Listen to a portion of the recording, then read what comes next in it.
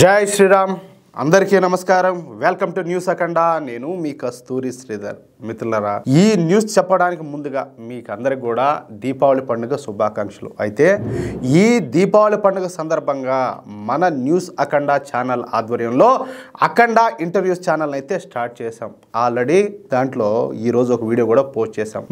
మంచి కంటెంట్తో మనకందరికీ కూడా ఉపయోగపడేటటువంటి సమాచారంతో వివిధ రంగాల్లో ఉన్నటువంటి ప్రముఖుల చేత ఈ ఇంటర్వ్యూస్ చేస్తాం. కాబట్టి ప్రతి ఒక్కరు కూడా మన న్యూస్ అఖండ ఛానల్ను ఆదరించినట్లే మన అఖండ ఇంటర్వ్యూస్ ఛానల్ కూడా ఆదరించాలని ప్రోత్సహించాలని చెప్పేసి మిమ్మల్ని అందరినీ కూడా కోరుకుంటున్నాను. ఈ అఖండ ఇంటర్వ్యూస్ ఛానల్ సంబంధించినటువంటి లింక్ను కామెంట్ బాక్స్లో ఇస్తా. కాబట్టి ప్రతి ఒక్కరు కూడా మన అఖండ ఇంటర్వ్యూ ఛానల్ను తప్పనిసరిగా సబ్స్క్రైబ్ చేసుకోవాలని చెప్పేసి మిమ్మల్ని అందరినీ కూడా పేరు పేరున పదే కోరుకుంటున్నాను. ఇక న్యూస్ విషయానికి వస్తే, ఈ మధ్య కాలంలో మన దేశం మీద డొనాల్డ్ ట్రంప్ అవాకులు చవాకులు పేలిన సంగతి మీకు అందరికీ తెలిసిందే.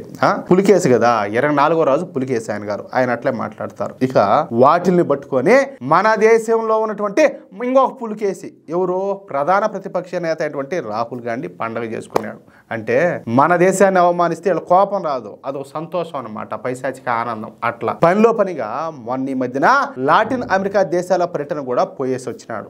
మళ్ళీ ఈ రష్యన్ ఆయిల్ ను భారత్ కొనుగోలు చేయదు అని చెప్పేసి డొనాల్డ్ ట్రంప్ చెప్పగానే కాంగ్రెస్ నాయకులు మరోసారి పండగ చేసుకున్నారు. చూడండి, కానీ ప్రపంచ వ్యాప్తంగా ఉన్నటువంటి మేధావుల నుంచి, ఆర్థిక నిపుణుల నుంచి, ప్రపంచ నాయకుల నుంచి భారత్ పైన ప్రశంసల జల్లు అయితే కూరుస్తుంది. మొన్ననే వారం రోజుల క్రితం అంతర్జాతీయ ద్రవ్యనిధి సంస్థ మేనేజింగ్ డైరెక్టర్ అయినటువంటి క్రిస్టలినా జార్జియోవా మాట్లాడుతా భారత్ ఈ విధంగా అభివృద్ధి చెందుతుందని చెప్పేసి నేను ఎప్పుడు కూడా ఊహించలా. భారతదేశంలో అభివృద్ధి సడన్ గా ప్రారంభమైంది. ఇప్పుడు భారత్ ఎవరికి అందనంత ఎత్తుకైతే ఎదుగుతాను. ఒక పక్కన చైనాలో వృద్ధి రేటు తగ్గుముఖం పడతా ఉంటే, మరొక పక్కన భారతదేశంలో మాత్రం ఈ వృద్ధి రేటు అనేది పైకి ఎగబోతుంది.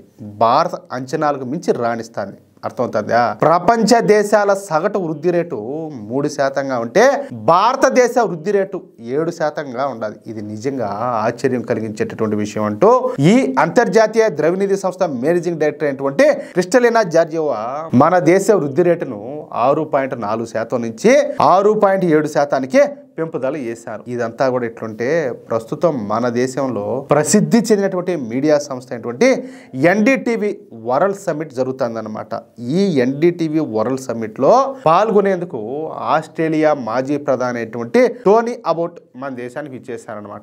ఇక ఈ సమ్మిట్ లో పాల్గొన్నటువంటి టోనీ అబౌట్ మన భారతదేశం మీద, అలాగే ప్రధానమంత్రి అయినటువంటి మన నరేంద్ర మోడీ గారి మీద ప్రశంసల జల్లైతే కురిపించాడు. ఇక ఈ సందర్భంగా ఆయన మాట్లాడుతా, ఒకప్పటి భారతదేశం వేరు, ఇప్పటి భారతదేశం వేరు. ఒకప్పుడు భారత్లో ఆకలి, పేదరికం కనపడతా ఉన్నాయి. కానీ ఇప్పుడు వాటి స్థానంలో గొప్ప ఆకాంక్షలు, ఉద్యోగాలు, ఉపాధి కల్పనలో కనపడుతున్నాయి. భారత్ ఒక గొప్ప స్వేచ్ఛా ప్రపంచంగా మారుతుందని చెప్పడంలో ఎటువంటి సందేహం కూడా లేదు. ఇన్నాళ్ళు కూడా స్వేచ్ఛా ప్రపంచానికి అమెరికా అధ్యక్షులే బాధ్యత వహిస్తా ఉన్నారు. కానీ ఇప్పుడు అమెరికా అధ్యక్షుడి నుంచి స్వేచ్ఛా ప్రపంచానికి అధ్యక్షత వహించే బాధ్యతను భారత ప్రధాని మోడీ గారు తీసుకోవచ్చు. నేను ఇది చాలా లోతుగా ఆలోచన చేసి చెప్తున్నా. నేను ఏదంటే అది మాట్లాడడంలే, నేను ఇదే చాలా లోతుగా ఆలోచన చేసే మాట్లాడుతున్నా. భారత్ కూడా ప్రపంచ దేశాల విషయంలో యుద్ధాలను ఆపేందుకు చొరవ తీసుకోవాలి. ఆ సామర్థ్యం కూడా భారత్ దగ్గర అయితే ఉండాలి. ఇక 21వ శతాబ్దం ఖచ్చితంగా భారతదేశానికి, అందులో ఎటువంటి సందేహం కూడా లేదు. వచ్చే 4-5 దశాబ్దాల పాటు భారతదేశం ఈ ప్రపంచాన్ని శాసిస్తుంది. అంటే ఏం చెప్పేదాన్ని బట్టి వచ్చే 50 సంవత్సరాల పాటు ప్రపంచాన్ని భారత్ తన వైపు తిప్పుకుంటుంది అని అర్థం అనమాట. ఇక అతి త్వరలోనే భారతదేశం ఒక సూపర్ పవర్గా ఉన్నతమైన స్థానానికి అయితే చేరుకుంటుంది. భారతదేశం సూపర్ పవర్ గా ఉద్భవించే రోజులో అతి దగ్గరలోనే ఉన్నాయి. భారతదేశానికి ఆ స్థాయి కూడా ఉండాలి. అంతేకాకుండా ఆసియా పసిఫిక్ ప్రాంతంలో భారతదేశం బలమైన శక్తిగా ఉద్భవించి చైనాకు గట్టి ప్రత్యర్థిగా నిలుస్తుంది. చైనాను 2వ స్థానం నుంచి 3వ స్థానానికి తోసేసి ప్రపంచంలోనే 2వ స్థానానికి చేరుకోవడం ఖాయంగా కనపడుతుందని చెప్పేసి అద్భుతమైనటువంటి వ్యాఖ్యలన్నీ కూడా చేశాడు. ఇప్పుడు భారతీయుల కళలు, ఆకాంక్షలు కూడా వేగంగా మారిపోతున్నాయి. ఒకప్పుడు భారతీయులు ఉద్యోగం దొరికితే చాలనుకుంటా ఉన్నారు. కానీ ఇప్పుడు నరేంద్ర మోడీ ప్రభుత్వం ఇస్తున్నటువంటి అవకాశాల మూలంగా భారతదేశంలోని యువత తమ కాళ్లపైన తాము నిలబడాలని చెప్పేసి కోరుకుంటున్నారు. సొంతంగా స్టార్టప్లను ఏర్పాటు చేసి 10 మందికి ఉద్యోగ ఉపాధి అవకాశాలు కల్పించాలని చెప్పి చూస్తున్నారు. అతి కొద్ది కాలంలో ప్రజలలోనూ యువతలోనూ ఇటువంటి మార్పు తీసుకురావడం అంటే మామూలు మాటలు కాదు. అందుకు ఎంతో శక్తి సామర్థ్యాలు ఉండాలి, ఓర్పు నేర్పు కలిగి ఉండాలి. ఆ సామర్థ్యాలు అన్ని కూడా ప్రధానమంత్రి అయినటువంటి నరేంద్ర మోడీ దగ్గర ఉన్నాయి. అందుకే నేను ఖచ్చితంగా చెప్పగలుగుతా, భారతదేశం అతి త్వరలోనే సూపర్ పవర్ కాబోతుంది, ఈ ప్రపంచాన్ని శాసించబోతుందని చెప్పేసి